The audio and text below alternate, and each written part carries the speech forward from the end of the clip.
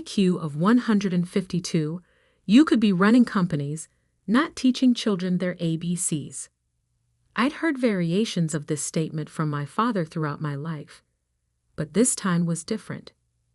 This time, Harrison Bennett wasn't just expressing disappointment in his daughter's career choice. He was cutting me off completely. I'm Alexandra Bennett, Alex to my friends, and at 28, I'd finally done the unthinkable.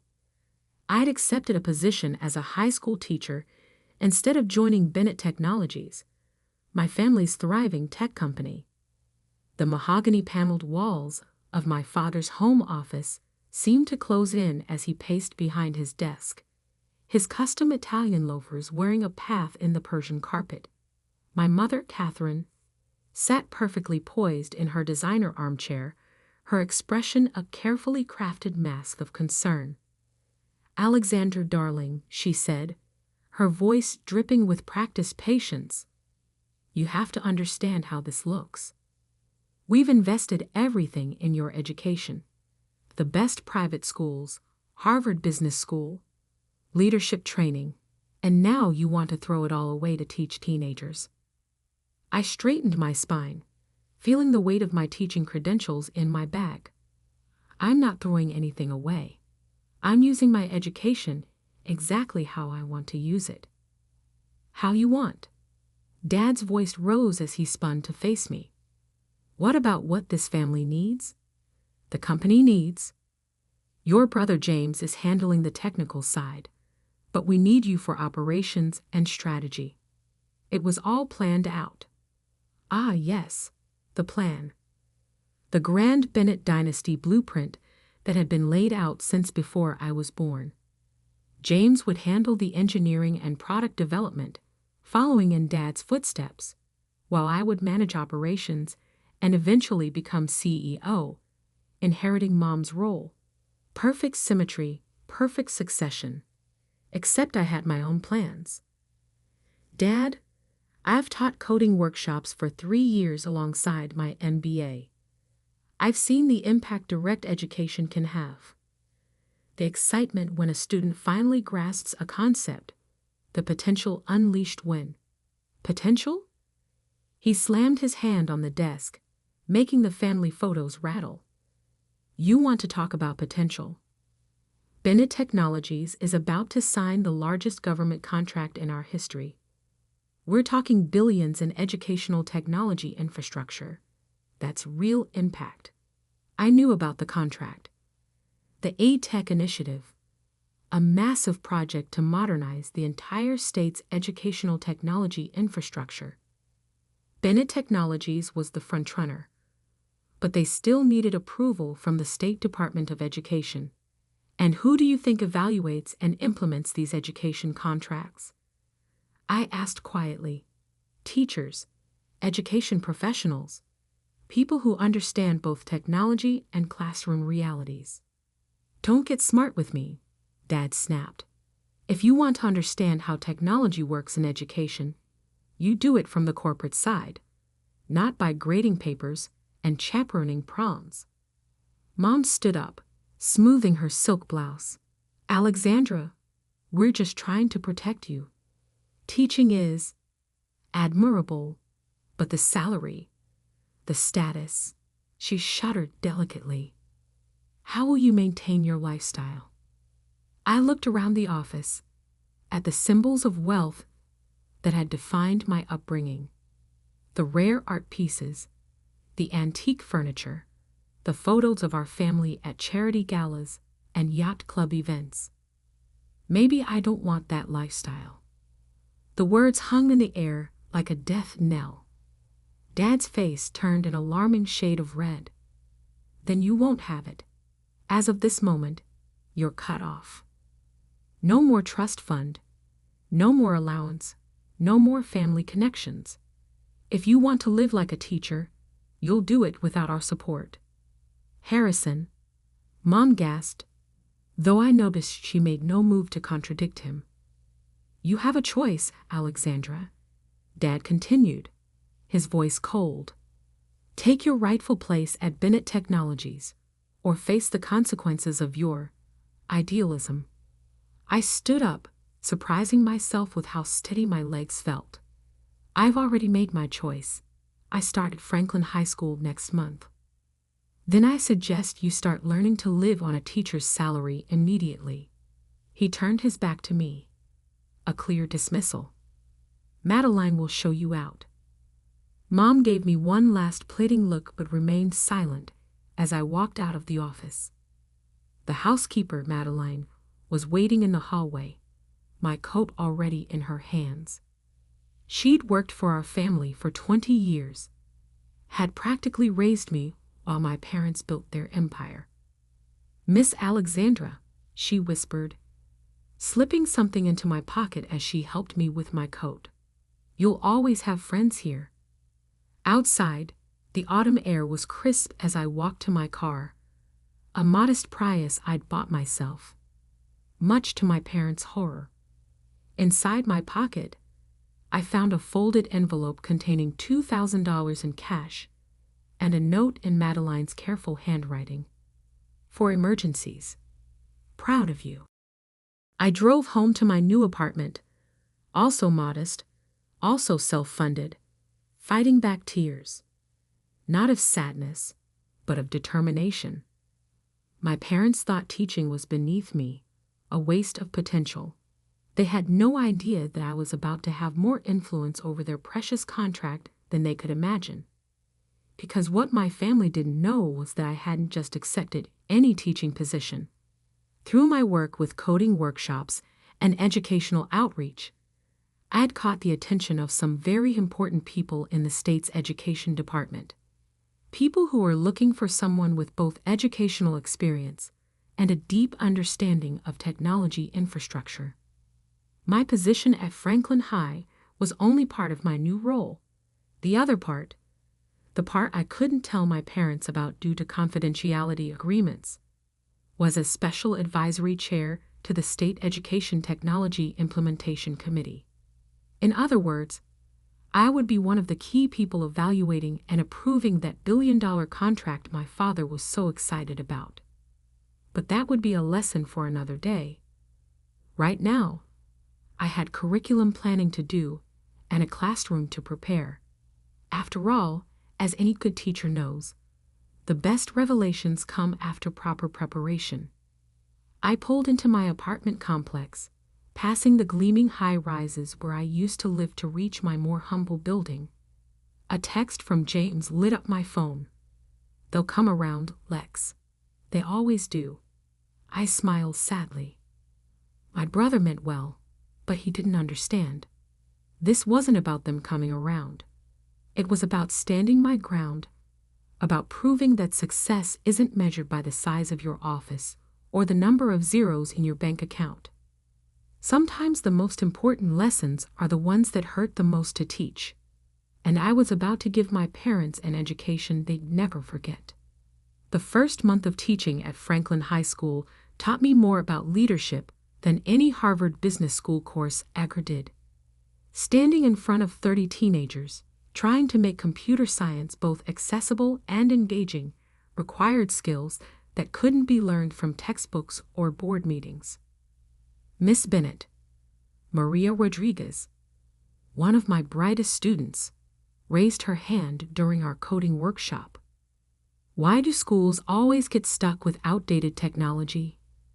My cousin's private school has all the latest equipment, but here we're working with computers older than we are. The question hit close to home.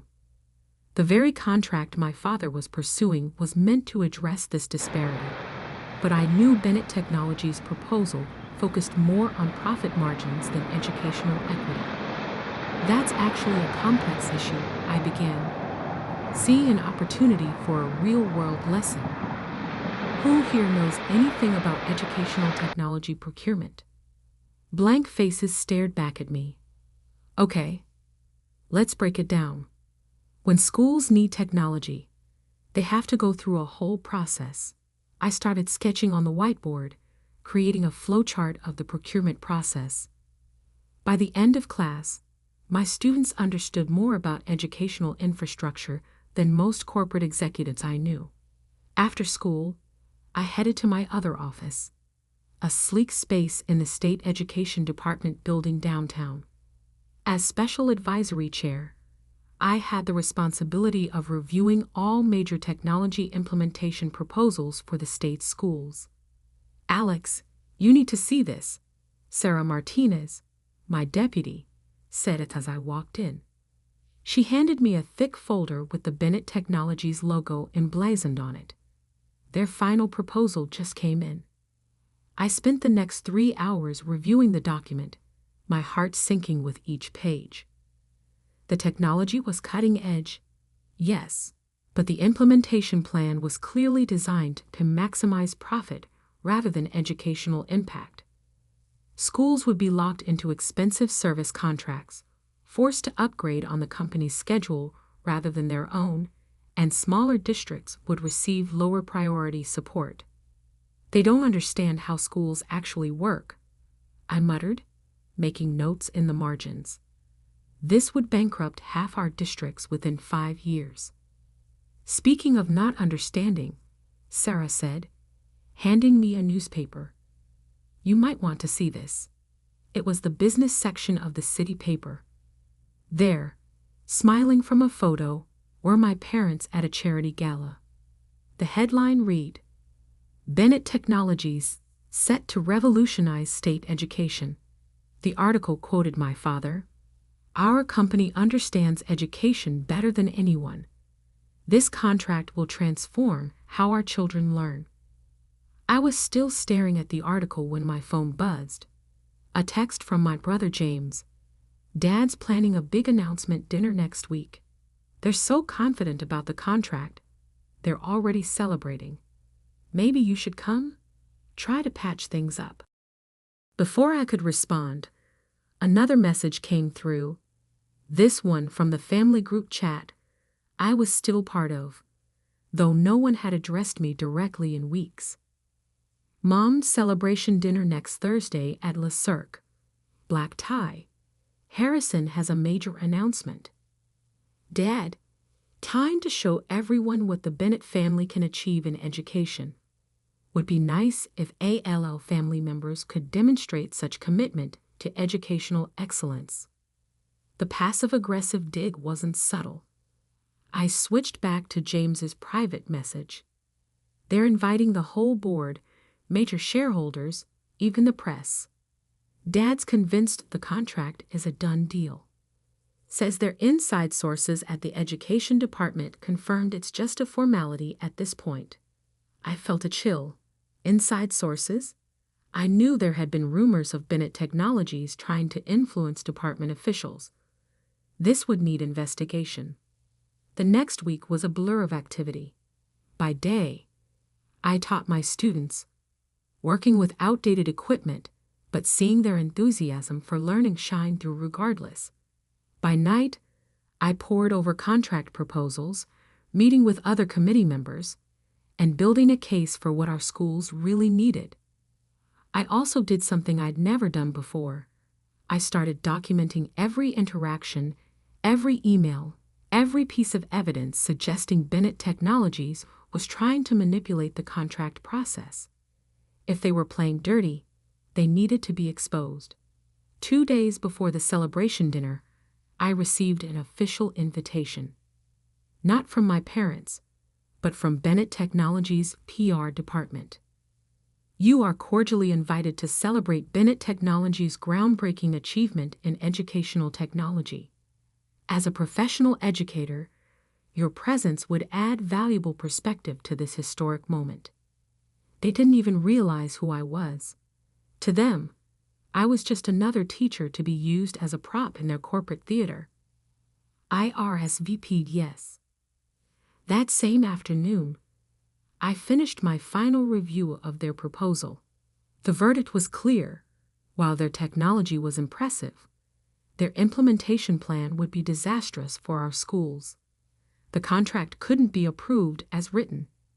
I also finished compiling my evidence of their attempted contract manipulation.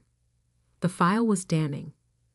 Emails showing improper contact with department officials evidence of attempted bribes, documentation of false claims in their proposal. As I prepared for the celebration dinner, I thought about Maria's question about outdated computers, about all the students in underfunded schools who deserved better, about the difference between looking successful and actually making a difference. My parents thought they were about to teach me a lesson about success. Instead, they were about to learn one about integrity. I slipped my presentation materials and documentation into my bag, along with my Department of Education credentials. Tomorrow night, at their own celebration dinner, they would finally understand exactly what just a teacher could do. The stage was set for a lesson they'd never forget. And this time, I would be the one doing the teaching. Lee Sirk's private dining room sparkled with crystal and success. The city's business elite mingled over champagne, celebrating a victory not yet officially won. My father stood at the center of it all, holding court like a king in his empire. I arrived exactly on time, wearing a simple black dress that would have made my mother wince if she recognized me at all. For the first 20 minutes, I moved through the crowd unnoticed, just another teacher invited for show. Ladies and gentlemen, my father's voice boomed across the room. Thank you all for coming tonight. We're here to celebrate not just a contract, but a vision. Bennett Technologies is about to revolutionize education across our state. Applause rippled through the room. I watched my mother beam with pride, my brother James shift uncomfortably. He'd always been more honest than our parents. And the board members nod in self-satisfaction. In just a few days, Dad continued, we'll be signing the largest educational technology contract in state history. Our inside sources tell us it's a done deal. More applause. And to demonstrate our commitment to educators, we've invited several teachers to join us tonight. These are the people who will be using our technology, shaping young minds. His voice trailed off as he finally spotted me in the crowd. The color drained from his face. Alexandra? Hello, Dad, I said, loud enough for everyone to hear. Don't let me interrupt. You were saying something about inside sources and done deals. Mom's champagne glass nearly slipped from her fingers. James took a step forward, then thought better of it. What are you doing here? Dad's attempt at a smile looked more like a grimace. I was invited. I held up the PR department's invitation. As a professional educator, though I'm actually here in my other capacity, I reached into my bag and pulled out my credentials. As Special Advisory Chair of the State Education Technology Implementation Committee. The silence that fell over the room was absolute. I could see the wheels turning in every head as they processed what this meant. That's impossible, Mom finally managed. Why? Because I'm just a teacher.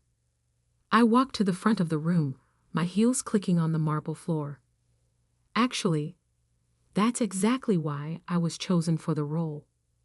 They needed someone who understood both technology and education. Someone who could evaluate proposals based on real classroom needs, not just profit margins. Dad's face had moved from white to red. Now see here. No, Dad. You see here. I pulled out my laptop and connected it to the room's display system. Let me share some findings from our proposal review. The next 10 minutes were brutal. I methodically took apart Bennett Technologies' implementation plan, showing how it would devastate school budgets, highlighting the predatory service contracts, demonstrating the impact on smaller districts. And then there's the matter of these emails. New documents filled the screen. Communications between Bennett Technologies and department officials, attempted bribes, false claims in official submissions. Would anyone like to explain these? The board members were now staring at my father with horror. Corporate lawyers in the crowd were already reaching for their phones. "You can't do this," Dad spluttered. "We're your family." "Yes, we are," which makes this even more disappointing. I turned to address the whole room. The contract proposal, as written, has been rejected. However, the committee has prepared a conditional approval framework that got everyone's attention. Bennett Technologies can resubmit a revised proposal that meets the following criteria: fair pricing structures for all districts, flexible implementation timelines, reduced service contract terms, and most importantly, a requirement that 30% of the contract value be reinvested in teacher training and support programs. That would cut our profit margins in half. Someone from the financial department protested. Yes, I agreed. It would bring them in line with ethical business practices for educational contracts. You have 48 hours to decide if you want to resubmit under these terms, or we move to the next qualified bidder. The room erupted in chaos. Board members huddled in corners. Lawyers whispered urgently to executives. And my parents just stared at me like they'd never seen me before. All this time, Mom said softly, "You were doing exactly what you taught me," I finished for her. "Making an impact on education, just not the way you planned." James approached, a hint of a smile on his face. "You know what this means. If we accept these terms, you'll be overseeing our company's largest contract." "No," I corrected him. "I'll be ensuring that students like Maria Rodriguez get the educational tools they deserve, regardless of which company provides them." The next few weeks were intense. Bennett Technologies ultimately accepted the committee's terms. They really didn't have a choice once their ethical violations came to light. The revised contract was actually better for everyone. Schools got fair terms, teachers got support, and the company maintained its market position, just with more reasonable profits. My parents? That took longer to resolve. Dad showed up at Franklin High 3 weeks after the dinner. I was teaching my coding class when he appeared in the doorway. "Miss Bennett," Maria called out, "isn't that your dad? The tech company guy?" "Yes," I said, watching him take in the classroom, the engaged students, the work we were doing with limited resources. "He's here to learn." "Alexandra," he said when class ended, I was wrong. About teaching, about you, about a lot of things." "I know," I replied. "That's why I had to teach you differently." We didn't hug it out. Things weren't that simple. But over time, something interesting happened. My father started showing up at school board meetings. My mother began advocating for educational causes. They didn't fully understand my choices, but they started respecting them. The trust fund remained cut off, but I didn't care. My teacher's salary, supplemented by my department role, was enough. I had something better than wealth. I had purpose. A year later, I received a letter from Maria Rodriguez. She'd been accepted to MIT on a full scholarship.